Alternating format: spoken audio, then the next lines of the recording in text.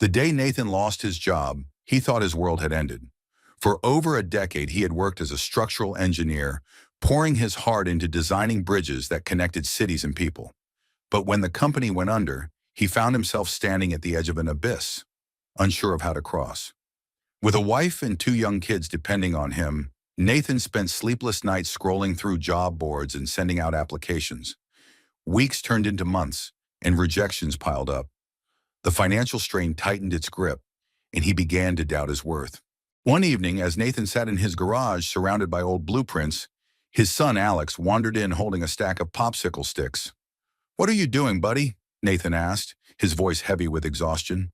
"Building a bridge for my cars," Alex replied, carefully gluing the sticks together.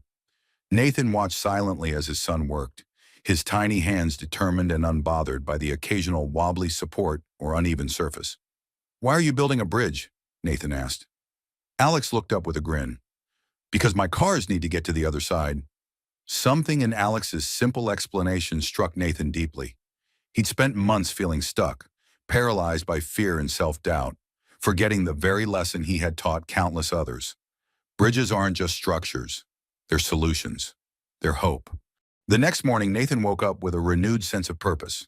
He dusted off his skills and started offering freelance consulting for small construction firms. No project was too small.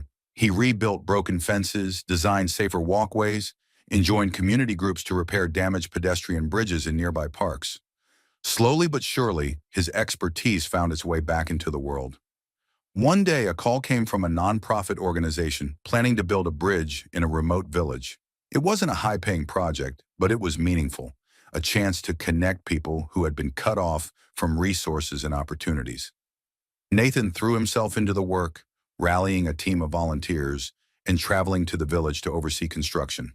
The bridge was completed months later, and as Nathan watched children cross it for the first time, their laughter echoing through the valley, he felt something he hadn't in years: pride. He had built more than just a structure. He had built a future for those kids, a way forward for their community. That project opened new doors.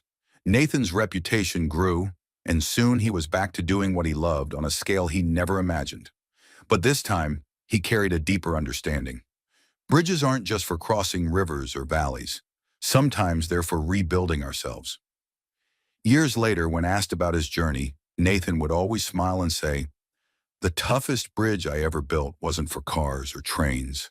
It was the one that got me back to believing in myself."